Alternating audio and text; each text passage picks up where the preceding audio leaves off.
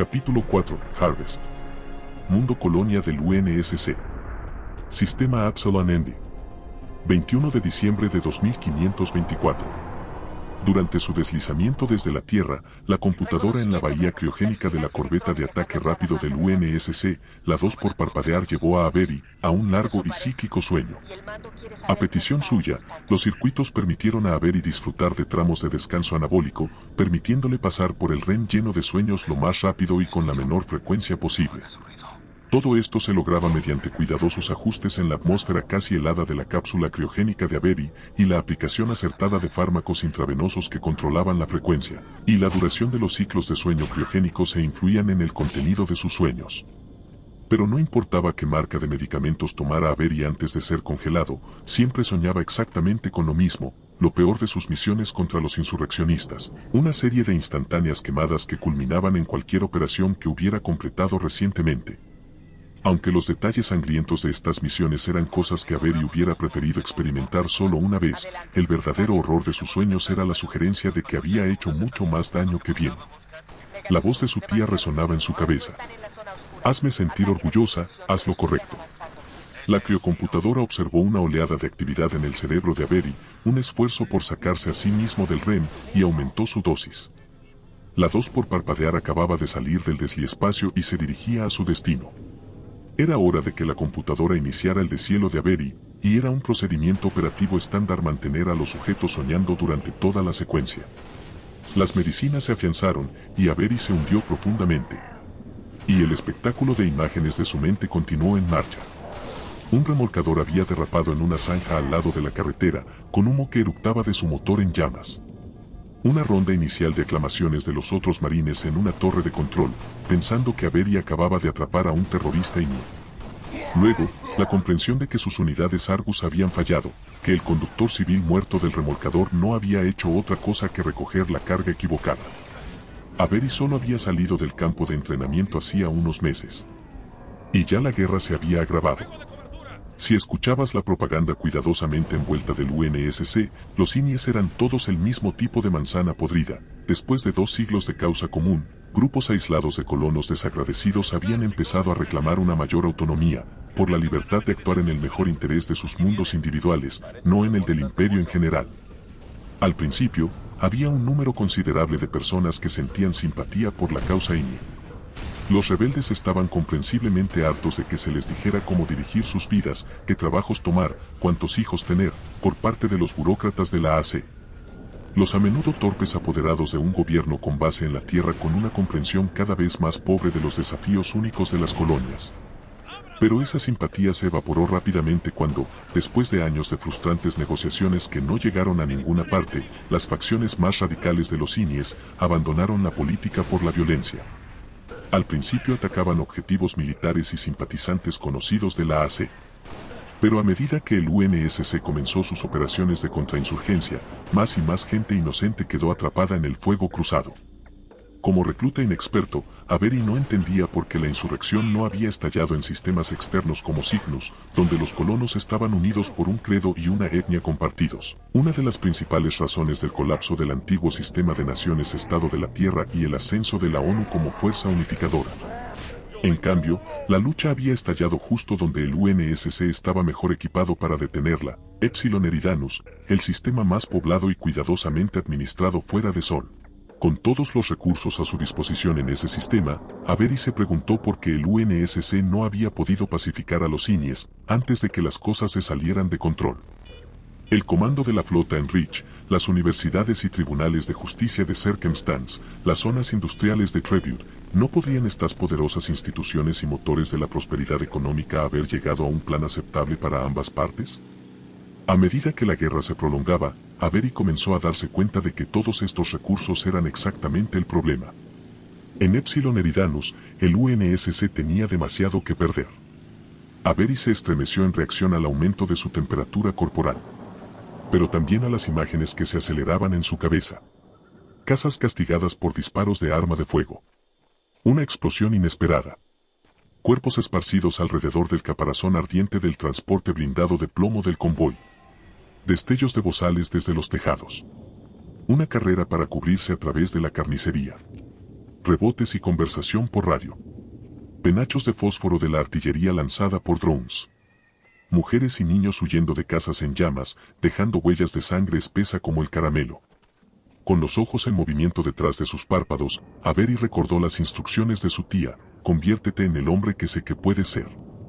Luchó por mover sus extremidades dopadas, pero la computadora aumentó su dosis y lo mantuvo quieto. La pesadilla del acto final no se detendría. Un restaurante lleno de gente al lado de la carretera. Una mujer desesperada rodeada de hombres decididos. Un niño que se asfixia pataleando. La embestida de un padre y el momento en que Avery se cayó, reduciendo todo a una sacudida y calor que provocó que su Hornet girara bruscamente. Avery se despertó y jadeó, aspirando un bocado del vapor congelado que llenaba su tubo criogénico. Rápidamente, la computadora inició una purga de emergencia. De alguna manera, a pesar de haber triplicado la cantidad recomendada de inductores de sueño, Avery había anulado las etapas finales del deshielo. La computadora notó la anomalía, retiró cuidadosamente la intravenosa y el catéter de Avery, y abrió la tapa plástica curvada y transparente del tubo. Avery rodó sobre un codo, se inclinó sobre el borde del tubo y tosió, una serie de violentos y húmedos jadeos. Mientras recuperaba el aliento, escuchó el golpeteo de pies descalzos en el suelo de goma de la bahía. Un momento después, una pequeña toalla cuadrada apareció en su campo de visión. «Estoy bien», escupió Avery. «Retrocede. De 0 a imbécil en menos de 5». Una voz masculina, no mucho más vieja que la de Avery. «He conocido a gruñones que son más rápidos. Pero eso es bastante bueno». Avery levantó la vista. Como él, el hombre estaba desnudo. Pero su piel estaba alarmantemente pálida. Su cabello rubio estaba empezando a brotar de su cabeza recién afeitada, como los primeros mechones de seda de una mazorca de maíz. La barbilla del hombre era larga y estrecha. Cuando sonreía, sus demacradas mejillas se hinchaban con picardía. Eali. Suboficial de primera clase. Médico. Todo lo cual significaba que Eali era de la armada, no un marine. Pero parecía bastante amistoso. Avery tomó la toalla, se limpió la cara y la barbilla. Johnson. Sargento de Estado Mayor. La sonrisa de Eali se amplió. Bueno, al menos no tengo que saludarte. Avery sacó las piernas de la cápsula criogénica y dejó que sus pies se posaran en el suelo. Su cabeza se sintió hinchada, lista para explotar. Respiró hondo e intentó acelerar el paso de la sensación. Eali asintió hacia una puerta de mamparo en el otro extremo de la bahía. Vamos, los casilleros están por aquí. No sé qué clase de sueños tuviste. Pero los míos no implicaban quedarme mirando las pelotas de otro tipo. Avery y Eali se vistieron, recuperaron sus bolsos de lona y se reportaron a la modesta bahía del hangar de la 2 por pestañear. Las corbetas eran la clase más pequeña de naves de guerra del UNSC y no llevaban ningún caza. De hecho, apenas había espacio suficiente en el hangar para un transbordador SKT-13, una versión más grande de las bulbosas cápsulas salvavidas Bumblebee, que son el estándar de toda la flota. Siéntense, pónganse los cinturones, el piloto del transbordador ladró sobre su hombro cuando Avery y Eali subieron a bordo. La única razón por la que nos hemos detenido es para descargarlos a los dos. Avery almacenó sus bolsos y se deslizó en uno de los asientos con vista al centro del SKT, y tiró una barra de sujeción en forma de U sobre sus hombros. El transbordador descendió a través de una esclusa de aire en el piso del hangar y aceleró lejos de la popa de la corbeta. ¿Alguna vez has estado en Harvest? Eali gritó sobre el aullido de los propulsores del transbordador. Avery levantó su cuello hacia la cabina de mando. No. Pero sí que había estado. Era difícil recordar exactamente cuándo. No envejeces en sueño criogénico, pero el tiempo pasa de todas formas. Avery pensó que había pasado al menos tanto tiempo dormido como despierto desde que se unió a los marines. Pero de todas formas, solo había permanecido en Harvest el tiempo suficiente para adquirir su objetivo, planear el golpe y reducir el número de funcionarios corruptos de la ACA-1. Fue su misión de graduación de la Escuela de Francotiradores de Guerra Especial de la Armada, Naves Pequar. Y había aprobado con éxito. Avery entrecerró los ojos cuando el interior del transbordador se iluminó. Más allá de los claros tabiques de la cabina de mando, Harvest estaba a la vista. Las nubes dispersas revelaban un mundo donde la tierra era mucho más abundante que el mar. Un único gran continente brillaba con un color marrón y verde brillante a través de la atmósfera impoluta del planeta. Es la primera vez para mí también, dijo Eali. En el medio de la nada. Pero no está mal para observar. Avery solo asintió. Como la mayoría de sus misiones, su golpe a Harvest era clasificado. Y no tenía ni idea de qué tipo de autorización tenía el médico. El transbordador se desvió hacia un destello metálico en la profunda y azul aurora de la termósfera de Harvest. Una estructura orbital, Avery se dio cuenta mientras se acercaban, dos arcos plateados suspendidos en lo alto del planeta. No habían estado allí en su visita anterior. Al acercarse el transbordador, Avery vio que los arcos estaban separados por muchos miles de kilómetros de filamentos dorados, ascensores espaciales que pasaban por el arco inferior y caían hacia la superficie de Harvest. Los puntos en los que los elevadores dividían el arco estaban abiertos al vacío, llenos de vigas que, desde la distancia, parecían filigranas delicadas. «Esperen», gritó el piloto. «Tenemos tráfico». Con cortas y sincronizadas ráfagas de sus cohetes de maniobra, el transbordador se abrió paso a través de una de las muchas formaciones ordenadas de cápsulas de propulsión reunidas alrededor de la órbita. Avery observó que los diseñadores de las cápsulas no habían hecho ningún esfuerzo para embellecer sus creaciones, eran motores, nada más. Conductos, tanques, cables, la mayoría de las partes constituyentes de la cápsula estaban completamente expuestas. Solo sus costosos motores Chou Fujikawa estaban envueltos en cubiertas protectoras. Cuando el transbordador se acercó a la estación orbital, giró 180 grados y retrocedió hacia una esclusa de aire. Después de unos pocos chasquidos y un silbido de aire, una luz indicadora sobre la escotilla trasera del transbordador cambió de rojo a verde. El piloto mostró a sus pasajeros un pulgar hacia arriba. Buena suerte. Cuidado con las hijas de los granjeros. El transbordador se separó tan pronto como Avery y Eali estuvieron a salvo dentro de la estación orbital. Bienvenidos a la Tierra, una voz femenina muy apropiada resonó desde un sistema de altavoces oculto. Mi nombre es Eve. Por favor, háganme saber si hay algo que pueda hacer para que su tránsito sea más cómodo. Avery abrió uno de los bolsillos de su bolso y sacó una gorra de trabajo de color verde oliva. Solo algunas indicaciones, por favor, señora. Se colocó la gorra en la parte posterior de la cabeza y la tiró suavemente hacia su frente. Por supuesto, respondió la IA. Esta esclusa conduce directamente a la mediana. Giren a la derecha y prosigan directamente a la estación de acoplamiento 3. Le avisaré si se equivocan en el giro. Tiras de luces en el techo de la esclusa se iluminaron al abrirse la puerta interior. En el reducido cuarto de preparación, el aire era pesado y estable, pero en el inesperado espacio abierto que había más allá, la atmósfera reciclada parecía menos opresiva. Resultó ser que la mediana era una amplia plataforma suspendida en medio de la estación orbital tubular por gruesos cables metálicos. Avery supuso que la Tierra tenía unos 4 kilómetros de largo y su interior tenía cerca de 300 metros de diámetro. 6 largueros de titanio biselados recorrían la longitud de la instalación. Estos estaban igualmente espaciados alrededor del interior del tubo y estaban conectados entre sí con vigas más pequeñas perforadas con agujeros ovalados para ahorrar peso sin sacrificar resistencia. El suelo de la mediana estaba cubierto con una rejilla metálica en forma de diamante que, aunque era perfectamente resistente, daba la impresión de que se caminaba sobre el aire. ¿Haces mucho EMC?, preguntó Eali, mientras marchaban hacia la estación número 3. Avery conocía el acrónimo, Entrenamiento de la Milicia Colonial, una de las actividades más controvertidas del UNSC. Oficialmente, el EMC se ocupaba de ayudar a la población local a ayudarse a sí misma, entrenando a los colonos para hacer frente a desastres naturales y a la seguridad interna básica para que los marines no tuvieran que mantener demasiados efectivos en el terreno.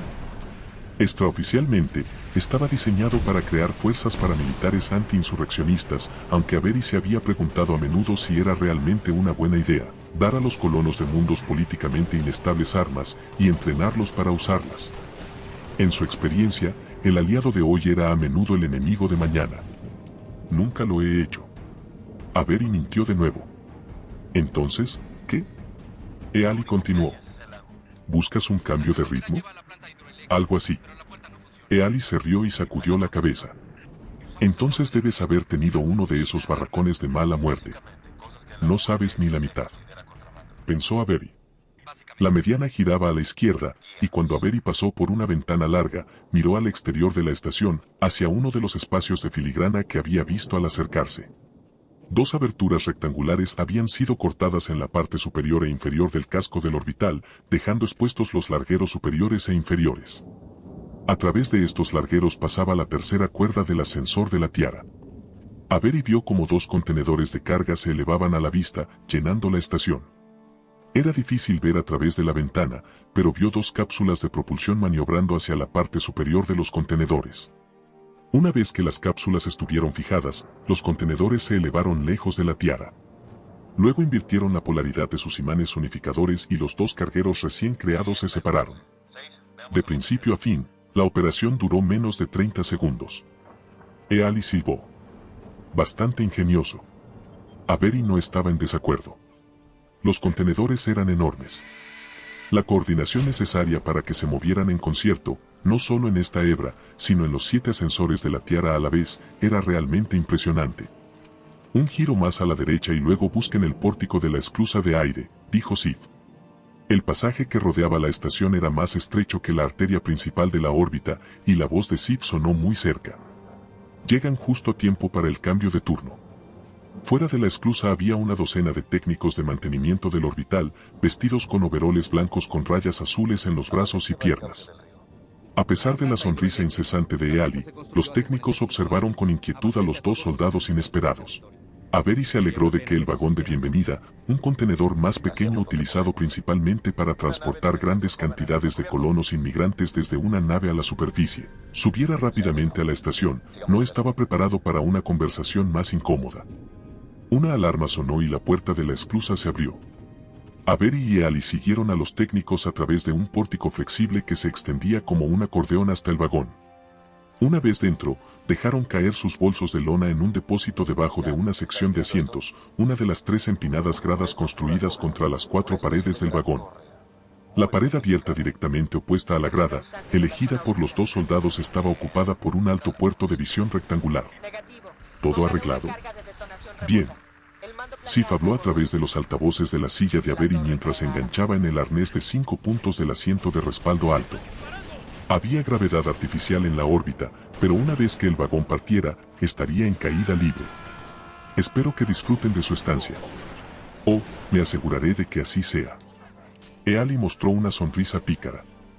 La alarma sonó por segunda vez, la esclusa del vagón se cerró, y Avery comenzó su descenso. Mientras una pequeña parte de la mente de Sif monitorizaba el progreso en descenso del vagón de Avery, otra se manifestaba en el proyector holográfico de su centro de datos. Permítame comenzar diciendo, señora Alsigny, lo agradecida que estoy de que haya elegido realizar esta auditoría en persona.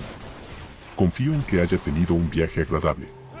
El avatar de Sif llevaba un vestido sin mangas hasta los tobillos con tonos de la puesta de sol entrelazados. El vestido resaltaba su pelo dorado, bien recogido detrás de las orejas, que caía en ondas hasta la mitad de su espalda.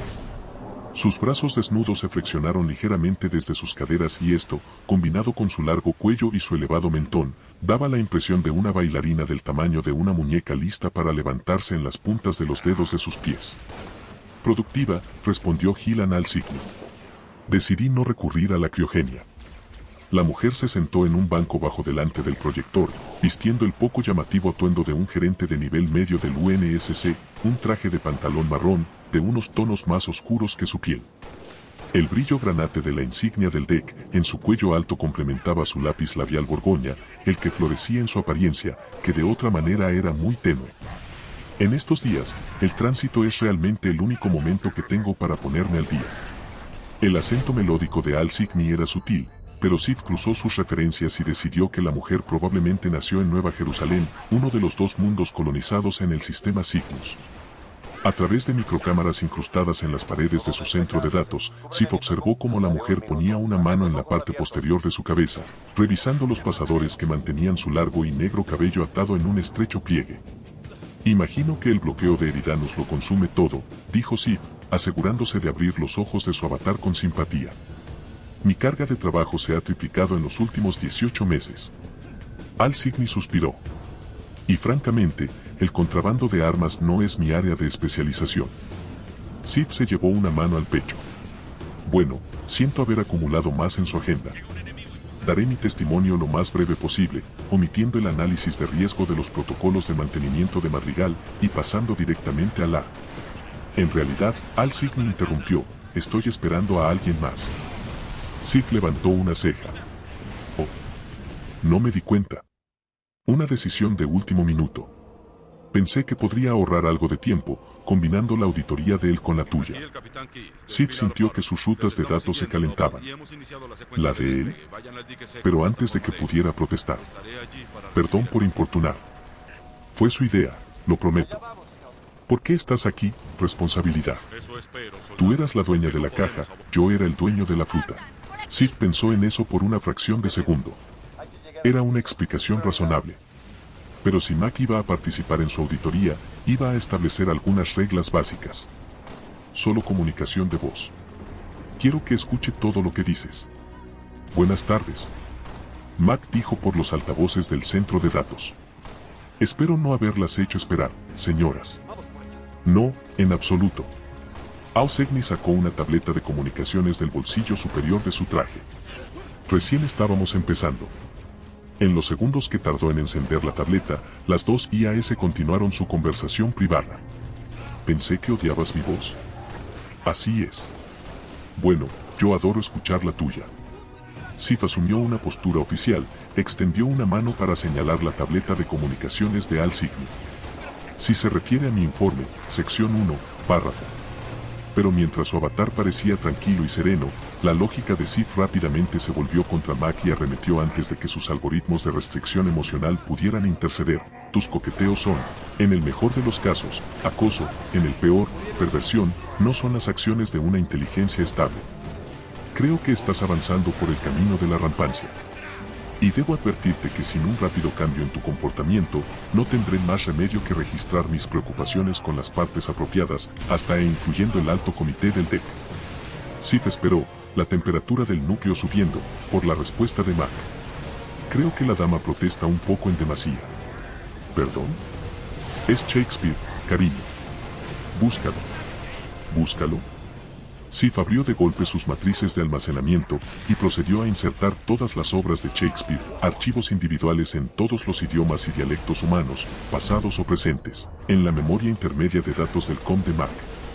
Luego añadió los folios multilingües de todos los demás dramaturgos del Renacimiento. Y, solo para asegurarse de que había dejado claro que Mac no solo había citado mal una línea de Hamlet, sino que su conocimiento del teatro y, por extensión, de todos los demás temas, era un pálido reflejo del suyo propio, Sif volvió sobre sus pasos y lo abarrotó con traducciones de todas las obras de Esquilo, a la dialéctica absurda del siglo XXV de la cooperativa de la comedia cósmica. Al Signy levantó la vista de su tableta.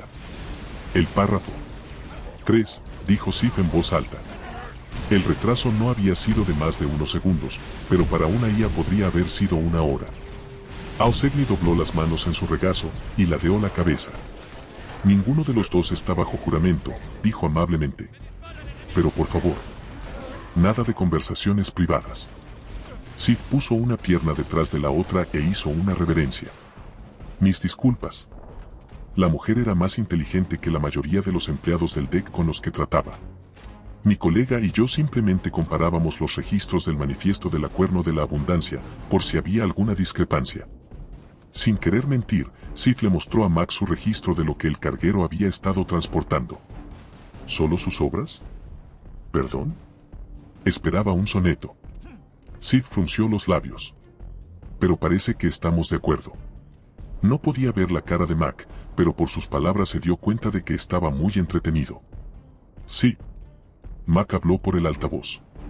Los dos estamos de acuerdo como la lluvia. Al Signy sonrió. Por favor, continúa. Sif centrifugó sus matrices y dejó que sus algoritmos guiaran su núcleo a un estado más razonable. Su código calmó sus sentimientos de vergüenza, confusión, incluso de dolor. Mientras su núcleo se enfriaba, se preparó para la inminente réplica de Mac.